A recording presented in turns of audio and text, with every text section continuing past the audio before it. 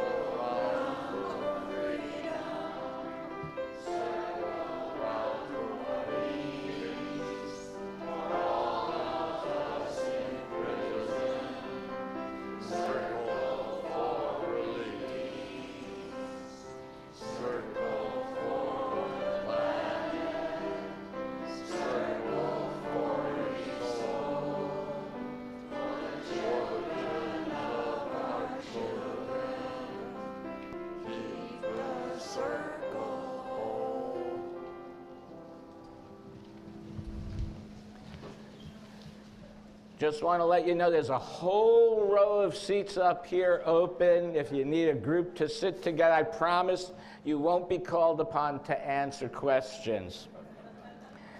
Good morning. Good morning. I'm Reverend J. Wolin, the settled minister here at the Unitarian Universalist Church of Sarasota, and I am so happy to be here with you this morning.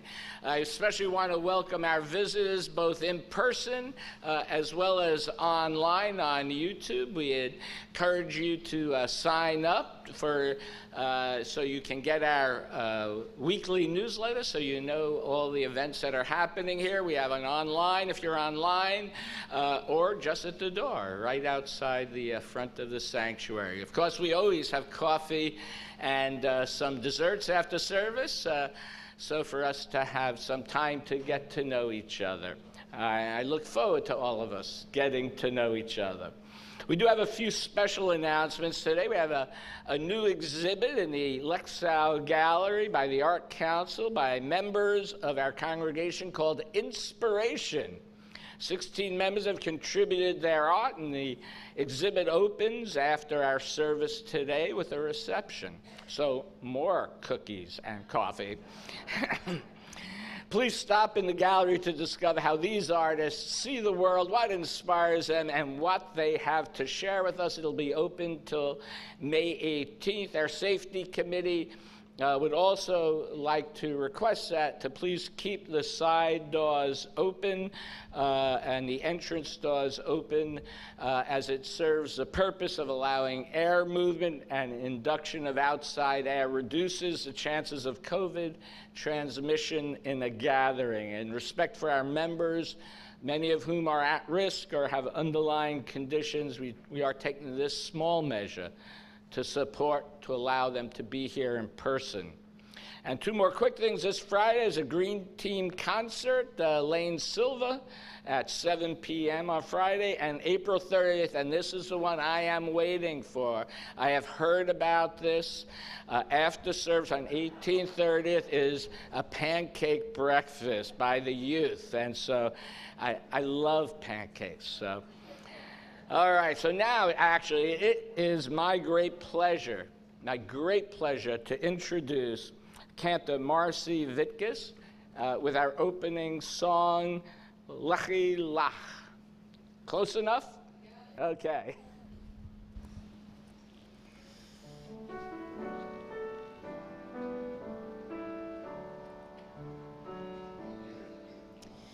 Lechi Lach, to a land that I will show you.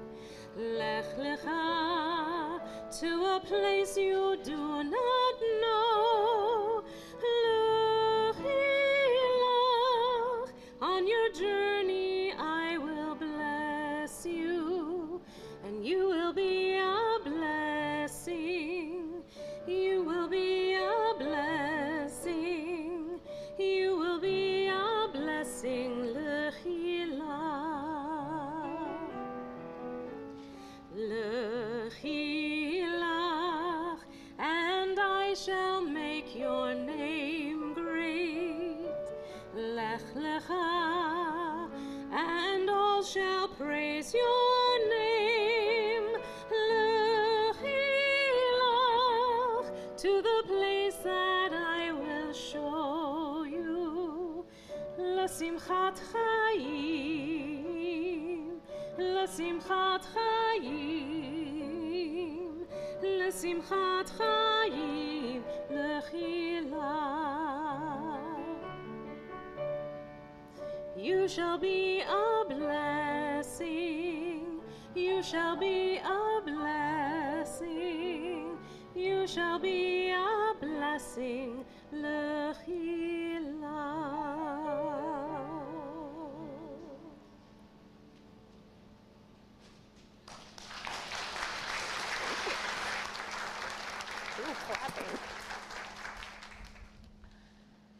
So every week, trying to change it up a little bit, our opening reading today will be a responsive reading. Can everybody hear me okay? Okay. Liberation is costly, attributed to Desmond Tutu. So I will say a line, and then your lines to repeat back will be up on the screen. Liberation is costly. Even after the Lord had delivered the Israelites from Egypt, they had to travel through the desert. They had to bear the responsibilities and the difficulties of freedom. There was starvation and thirst, and they kept complaining. They complained that their diet was monotonous. Many of them preferred the days of bondage and the flesh pots of Egypt. We must remember that liberation is costly. It needs unity. We must hold hands and refuse to be divided. We must be ready. Some of us will not see the day of our liberation physically, but those people will have contributed to the struggle.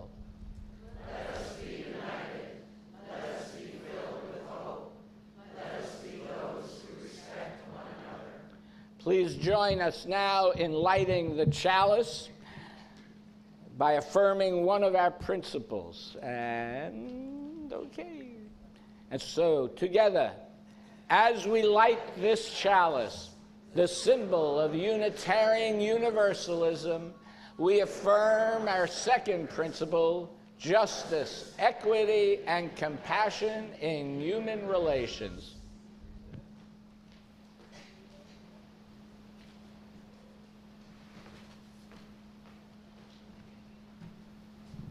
I'm going to adjust this.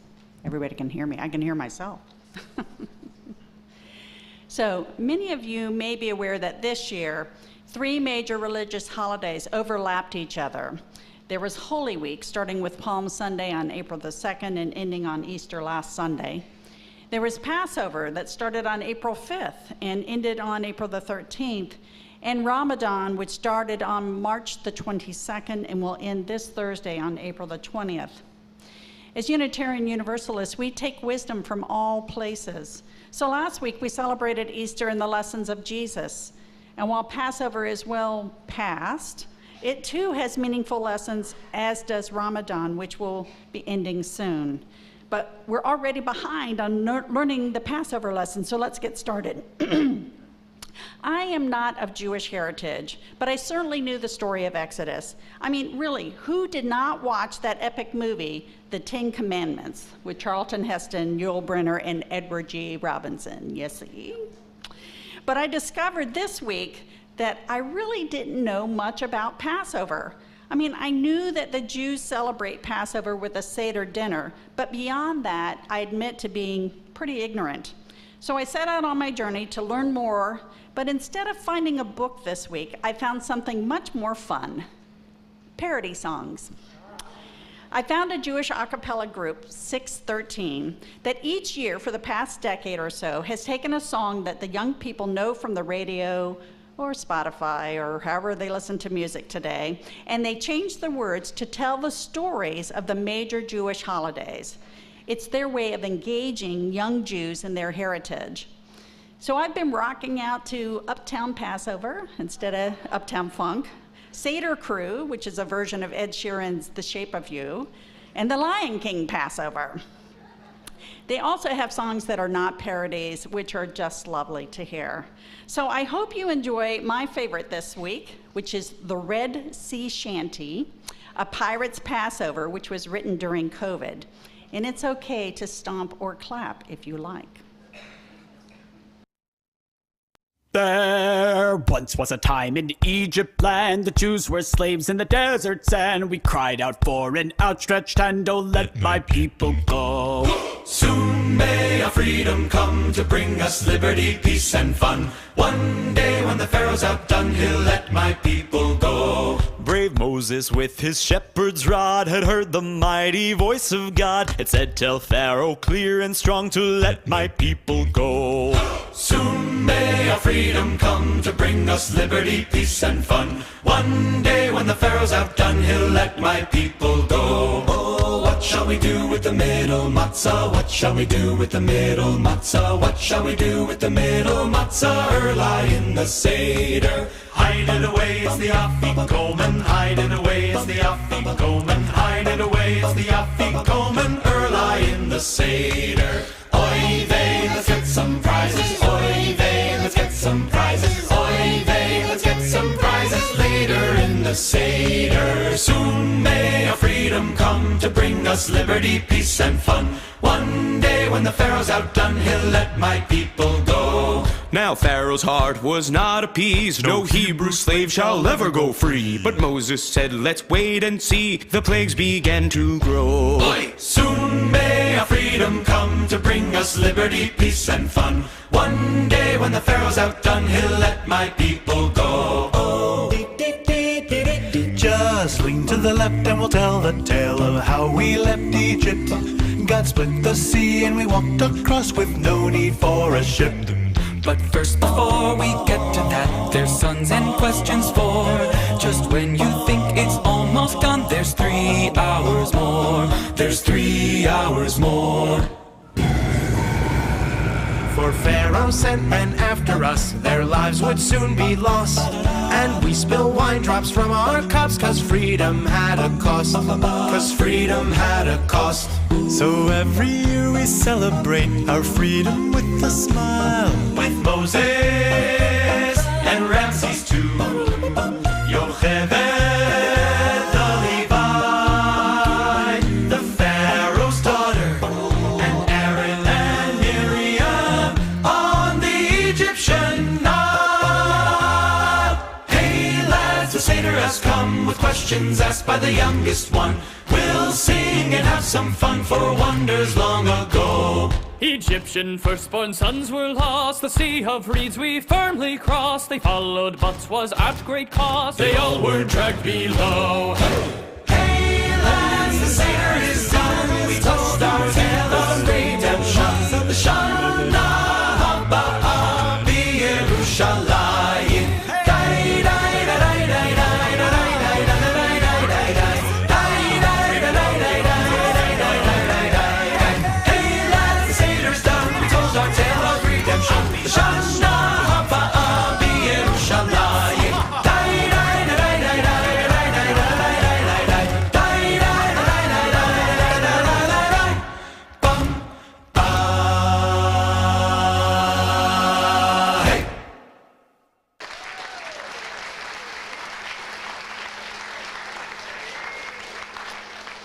Well, I sure hope you guys had some fun with that.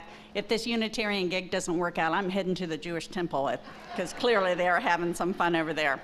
So I invite our elementary age years to go to the West Wing to learn more about Passover today. And teens, I hope there are some in the audience, to help me finish painting the youth room. So thank you very much.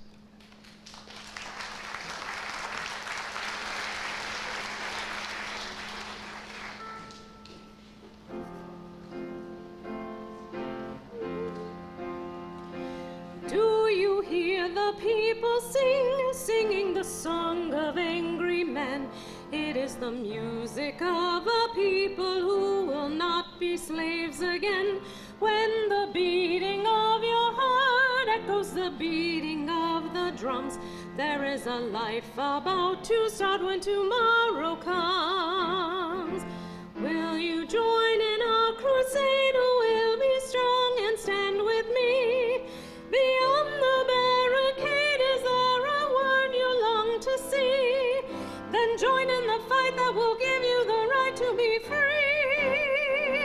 Do you hear the people singing the song of angry men? It is the music of a people who will not be slaves again.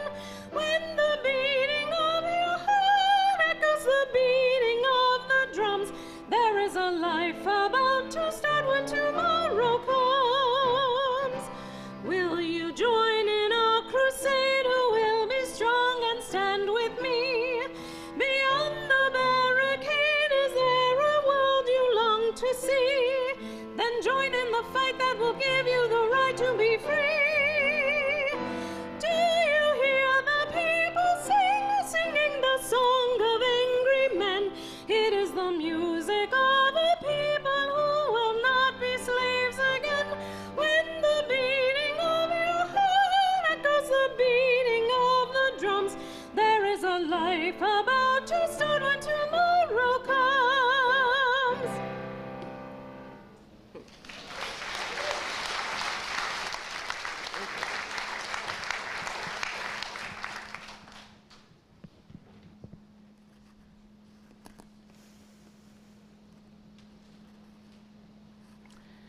Centering in words today are from Jan Richardson, Blessing at the Burning Bush. You will have to decide if you want this, want the blessing that comes to you. And on an ordinary day when you are minding your own path, bent on the task before you that you have done 100 times, 1,000 times, you will have to choose for yourself whether you will attend to the signs, whether you will open your eyes to the searing light, the heat, whether you will open your ears, your hearts to the voice that knows your name, that tells you this place where you stand, this ground, so familiar and therefore unregarded, is in fact holy. You will have to discern whether you have defenses enough to rebuff this call, excuses sufficient to withstand the pull of what blazes before you, whether you will hide your face. Will you turn away, back towards what exactly? No path from here could ever be ordinary again, could ever become unstrange to you, whose seeing has been scorched beyond all salving. You will know your path, not by how it shines before you, but by how it burns within you, leaving you whole as you go from here, blazing with your inarticulate, your inescapable yes. And now we invite you into a time of silent contemplation to listen to what invites you to say yes.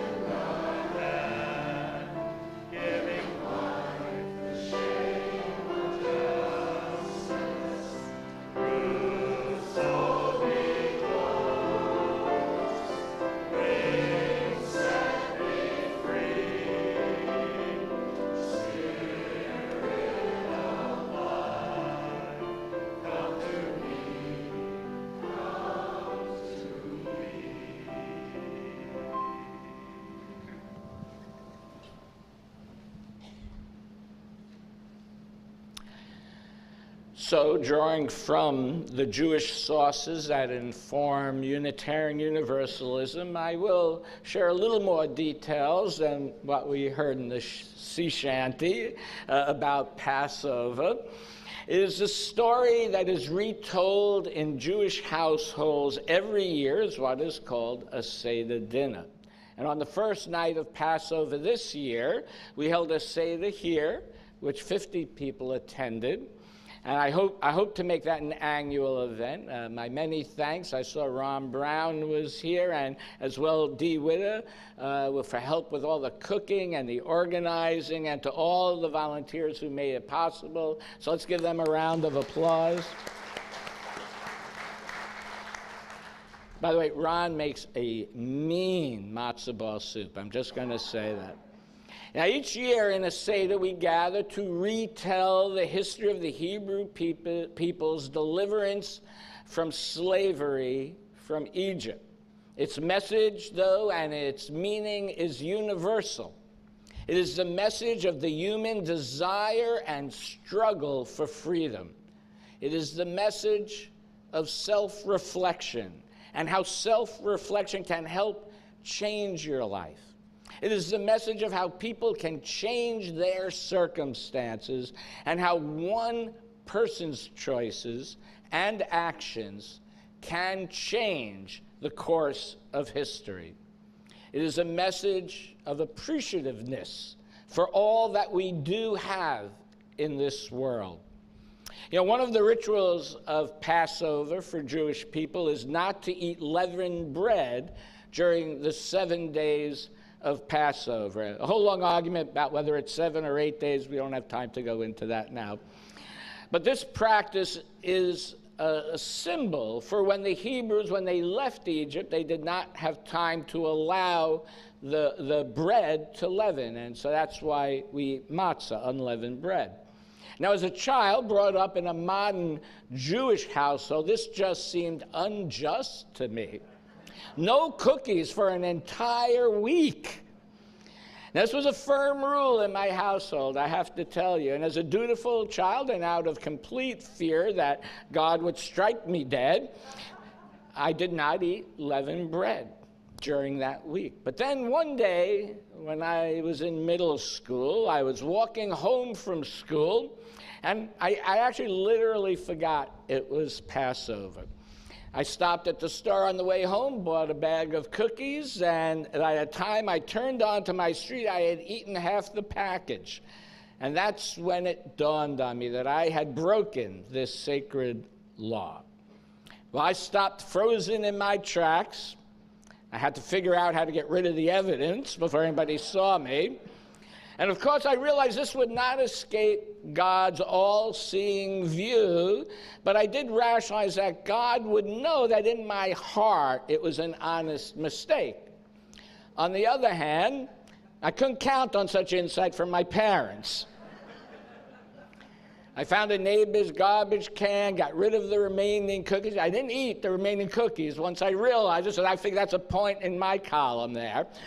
And I made sure there were no crumbs to show as evidence, and I kept this transgression a secret until today, that is. But then I realized the heavens did not open, the earth did not quake. I only had to live with something much, much worse, my own guilty conscience. And although I no longer deprive myself of cookies, I do remember, except my cardiologist tells me to, I do remember this incident as if it was yesterday. So raising my children, I've always tried to lighten up on the guilt trip thing, unless I was really desperate. So now, despite the deprivation of cookies, I have to say Passover was always a meaningful holiday that I looked forward to as a child. I looked forward each year to the Seder dinner that we would have. I think the anticipation was due to the fact that even as the youngest of 3 children, I was able to participate in the service, maybe a foreshadowing of what I'm doing now, I don't know. But in fact, the youngest child, and I was the youngest of three, had a prominent part in the service, chanting a portion of the Seder called the Four Questions. So again, a foreshadowing of me always questioning things. My parents used to say to me, we brought you up to be so independent, and we wonder why you never listen to us. But the Passover story is based on the book of Exodus and the Hebrew Scriptures. I'm just curious, Catherine mentioned before, how many, by show of hands, have seen the movie The Ten Commandments with Charlton Heston? A lot of you. As usual, and I say this, I think this is true for many things, the movie is never quite as good or the same, and not quite as good from the book that it originates from. Maybe Godfather 1 and 2, but we can have a long discussion maybe in the movie cinema group about that. It is a story of a people's uneven journey from slavery to freedom that is full of doubt and full of searching. And ultimately, it is a story of how to create a just society. The movie doesn't go into them, figuring out all the laws and everything. Justice is a difficult concept, and the book acknowledges this challenge. Now, originally, the Hebrews were welcomed into Egypt. The Hebrew prophet Joseph helped the Egyptian Pharaoh prepare for and survive a famine, and because of that, that Pharaoh welcomed the Jews into Egypt. And then there came a time, though, in the future when a new Pharaoh arose who did not remember Joseph and then enslaved the Hebrews. And as the population of slaves increased, the Pharaoh of Egypt, who feared an uprising by the Jewish slaves, issued an edict to kill all male Hebrew children upon birth. One child, Moses, is hidden and ends up being raised by the Pharaoh's daughter. Now, in the movie, Moses is this mythic figure. There he is, Charlton Heston on the mountain commanding the sea and the lightning. However, in the book, he is shown to be quite human. Unlike Charlton Heston, the Bible says Moses was slow of tongue and speech. He consistently doubts his ability to achieve the task set before him. After Moses kills an Egyptian for beating a Hebrew, Moses becomes frightened and flees to the desert. What is interesting to note for me in this story is that right after he flees to the desert, he comes to the defense of strangers who are not Hebrews. And this shows me that this story is meant to express the belief that there should be universal justice for all people, no matter who is oppressed. Now, Moses goes into the wilderness and sees a burning bush and receives a message to free the Israelite people. To me, this message of going into the wilderness is the message of self-reflection that I talked about before. Moses asks, who am I? Who am I that I should go to the Pharaoh and free the Israelites? Now, the wilderness is the metaphor for the places where we go when we have to face questions that plague us, the questions that no one else can answer for us. Who am I? What is my purpose on this earth? Now, we can have guides and teachers in this world, but at the end of the day, we have to look deep within ourselves, deep in the wilderness of our hearts and minds, to find out who we truly are, what we stand for, and how we are going to live our lives. And if we don't consciously think about these things, we will just let the winds sweep us away where they may. And upon serious reflection, Moses knew he had to return to Egypt and stand up to the Pharaoh. He had to help free his people who were oppressed. Historically, now there is no independent record or archaeological evidence of these events. It is a story that has been passed down in the oral tradition. But the message of the story is clear. Each and every individual has a purpose, and even one individual can make a significant difference to the outcome of the events of history in the world. Now, I often like to say the story of Exodus is the first story of an organized labor movement. People organized themselves and took control of their own destiny to gain their freedom. And one of the ways also that we as a community organize ourselves to control our destiny, to promote religious freedom, is through the taking of our offering. And so please, we invite you to please be as generous as you can. For those online as well as in here on your cell phones, please feel free. There's a link on the YouTube channel to give as well. And we thank you, and let this sacred time begin.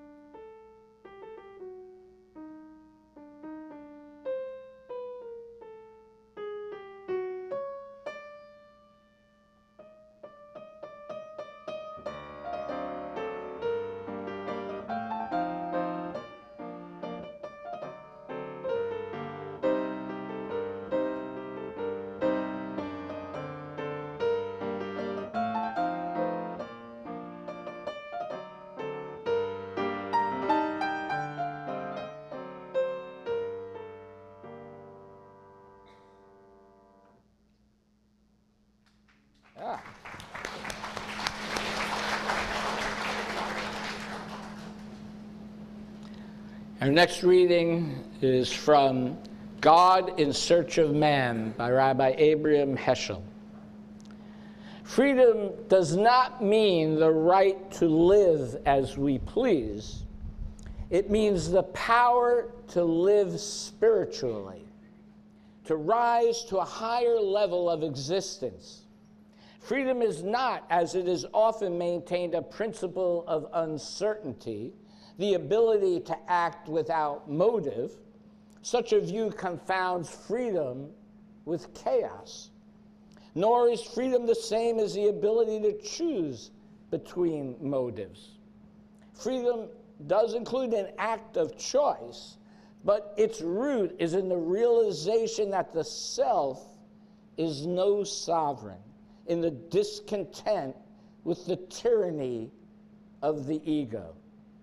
Freedom comes about in the moment of transcending the self, thus rising above the habit, regarding the self as its own end. Freedom is an act of self-engagement of the spirit, a spiritual event.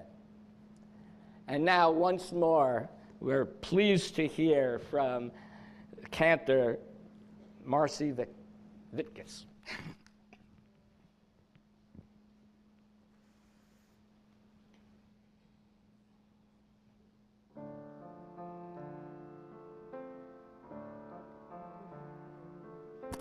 I've been a walking with my face turned toward the sun. Weight on my shoulders, freedom yet to come. Oh, I got eyes in the back of my head, just in case I have to run. I do what I can when I can, while I can for my people. When the clouds roll back and the stars fill the night, that's when I'm gonna stand up, take my people with me. Together we are going to a brand new home, far across the river. Can you hear freedom calling? Calling me to answer, gonna keep on keeping on. I can feel it in my bones.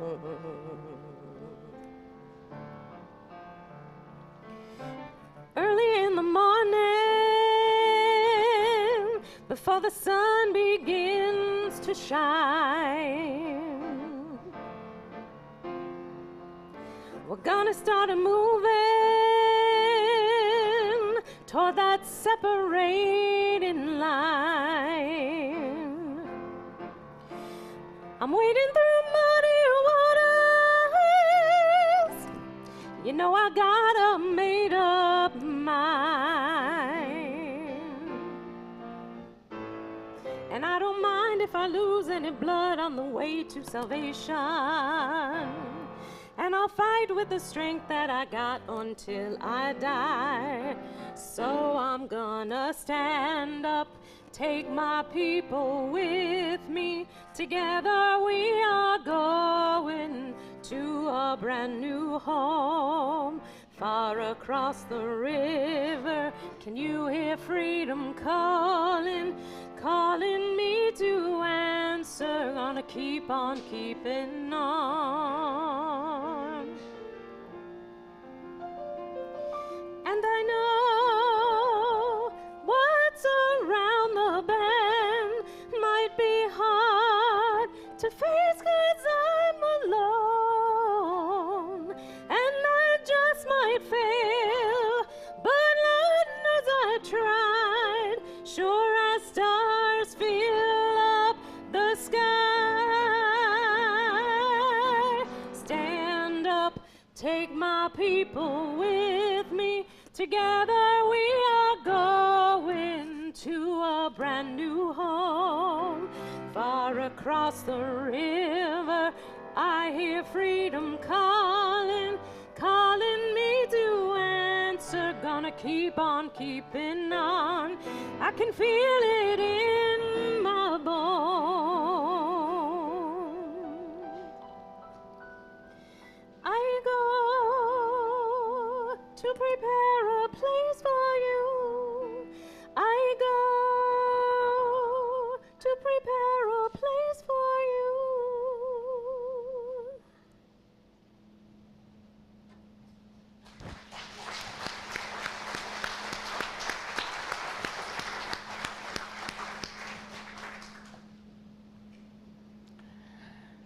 Religious freedom is hard work.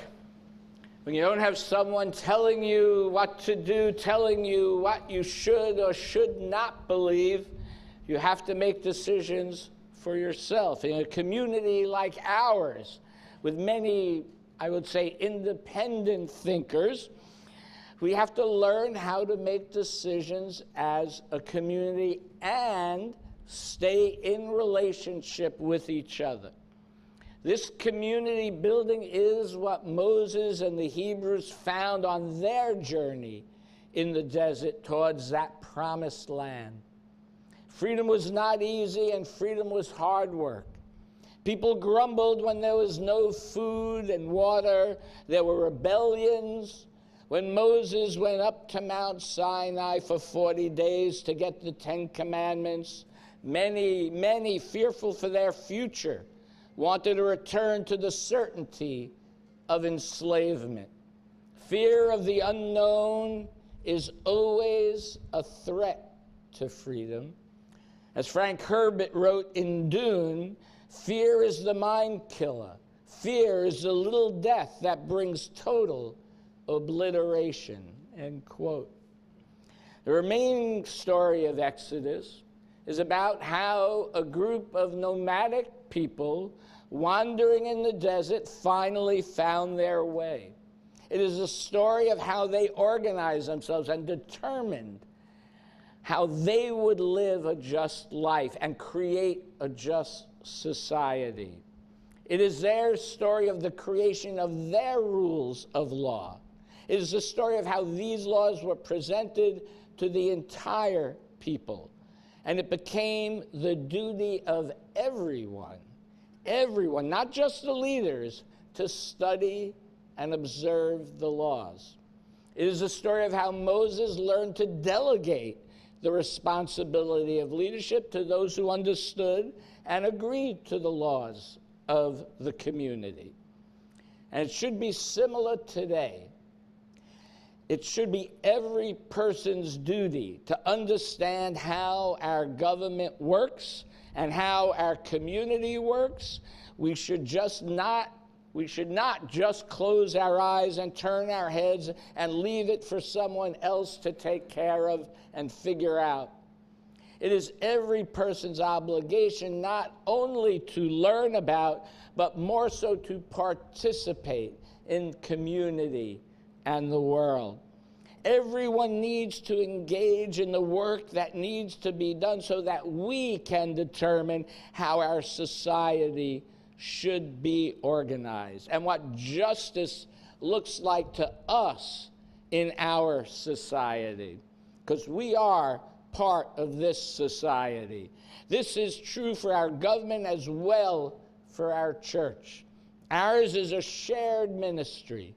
Let us not take this wonderful religion for granted. Unitarian Universalism doesn't dictate to us what to believe, but it does challenge us to define our religious values. And so I ask you to learn about it and consciously think about it and about this church. Your participation in this congregation is what keeps it vital. And not just your participation in attending service every Sunday, which I personally appreciate and thank you, but all the many other efforts that make this congregation the beacon of hope that it is in the community. And we need to remember that people, that is our reputation in the community, that we provide hope, a story of hope, a vision of hope, a vision of justice. But freedom, to keep that up is hard work, and we need your help. And I ask you to consider how you can participate in this congregation so that the story of Unitarian Universalism can be heard far and wide, so that religious freedom will remain strong in the Sarasota area now and forever. It is interesting to contemplate, at least for me, that our present is really the far distant future for the Jews of the Exodus. There are some branches of Judaism who still try to follow those same laws 2,500 years later. Many Jewish people over history have chosen to adapt those laws to the times and places in which they live. All the laws created 2,500 years ago may not be meaningful to us as Unitarian Universalists, but we can still make meaning of those stories that remind us that we individually and collectively are free to choose our destiny. Freedom is about envisioning and creating a just society for people in this time and this place in history. And with our communication and technology breakthroughs, we have the ability to be connected to one another in ways we never could before. We need to all recognize our common human goals of all people, and we need to work towards them in a peaceful and just way. There's an old saying, I think globally, act locally, and locally is where we can have the greatest impact and become a model for this country and for the world. And I believe Unitarian Universalism can be a guidepost. It can be a guidepost to building such a world.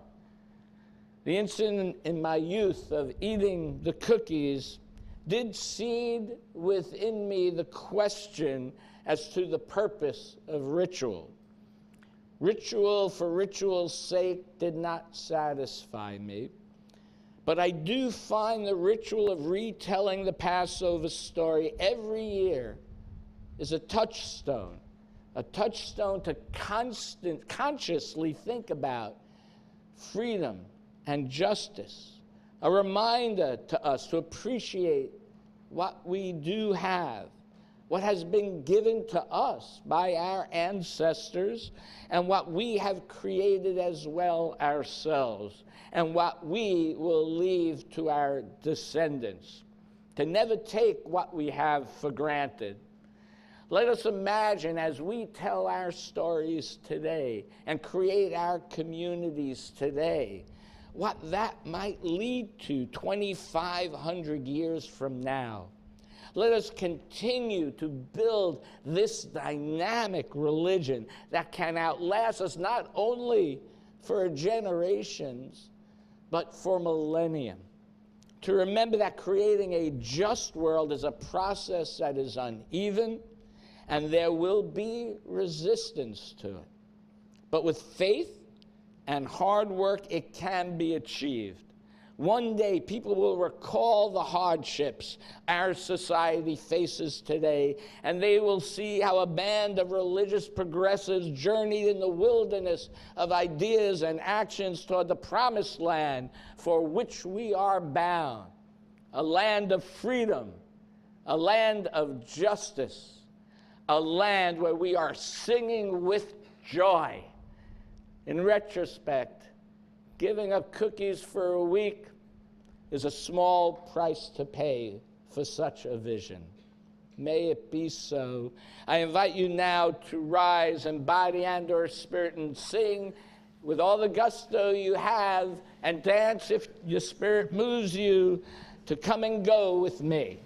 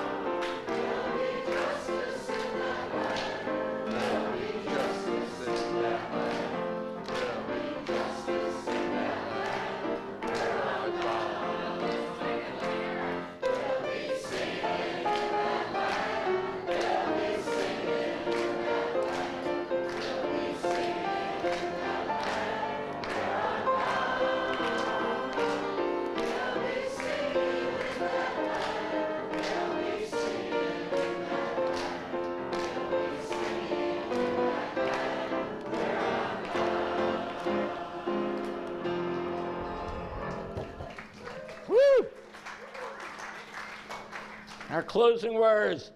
As we journey to our promised land, let us keep a softness in our hearts, for welcoming what is possible with love, with deep compassion for ourselves and others. And let us maintain a strong back, metaphorically, to give us the perseverance to withstand the resistance that we will face as we continue the journey onward to that land where we are bound. May it be so. Amen. And let us extinguish our chalice. Please join me in the words. We extinguish this flame, but not the light of truth, the warmth of community, or the fire of commitment. These we carry in our hearts until we are together again. Thank you all for your presence here today. Thank you, Kent, as well, for your beautiful singing. Thank you.